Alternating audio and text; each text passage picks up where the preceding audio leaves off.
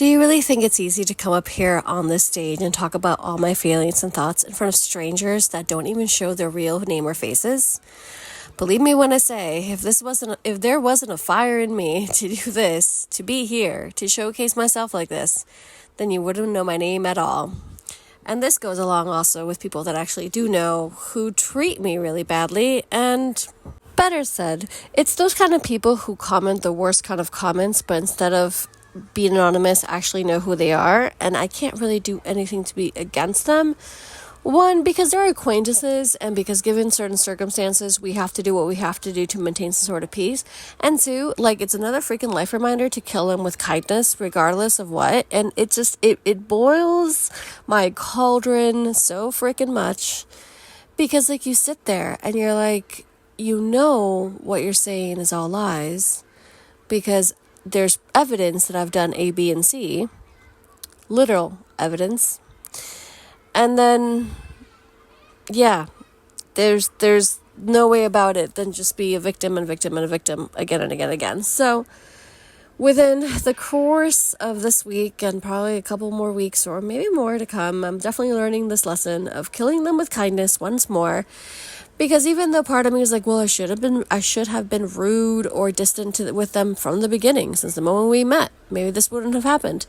I'm not that person. And at the same time, killing them with kindness, aka thank you Selena Gomez for a song that's literally called Kill Them with Kindness, will definitely help some way, somehow. Yeah. Anyways, so you do know my name. You do. You are here and you do know my name for either the first time or the millionth time. And why am I pointing this out this time around?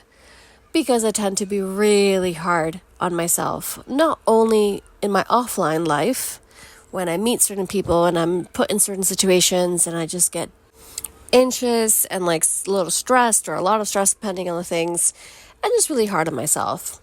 Now, I'm also hard on myself in what I produce into this world. I always feel like I could be doing something more, dedicating more things, speaking up more about topics that are really important, that are needed to be talked about, like discrimination and social injustices and abuse and things that I fight for basically on a daily in my offline life. Showcasing people more through my podcast and shining a light on what they're doing so we get more of a community together, so on and so forth. And today was the day I stopped myself. I had to. It needed to be done because I finally understood that the work that I do, aka the work that I do put out there, aka right here, right now, consistently for the past few years in various resources, is this. I do stop everything that I'm doing every chance I get to talk about mental health all the time, online and off, in the classroom, at the bar, at the playground, at the supermarket, etc. At the vet, of course, in everything that I do. You know how many times I felt so bad with myself for not doing what I stated previously, as in talking about these topics all the time, especially when they really do affect me? To quote Toy Story, till infinity and beyond.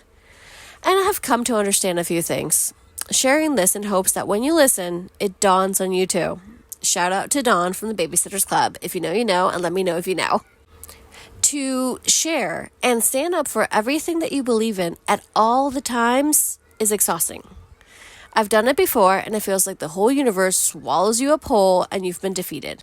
It has also led to a lot of quote-unquote last day kind of thoughts, where all you do is work to defend everything under the sun. And we gotta remember, and I've gotta remember, there's people for everything. I choose to talk about mental health and about therapy, about breaking generational curses, about speaking up for yourself, about setting boundaries, about loving yourself, about all the things and then some. Plus on top of that, while talking about this issue that's also very much needed in this world, I do it enough, or I'm courageous enough to share these thoughts alongside of it, aka my personal thoughts. Maybe not every personal thought by any means, but a lot of my personal thoughts. Not only because that way I'm learning, I'm also able to talk the talk and walk the walk. Mental health is the umbrella that it is under, and then comes the rest. So many mini categories and convos to be had, which makes it even more wonderful and daunting and deep and magical all in one.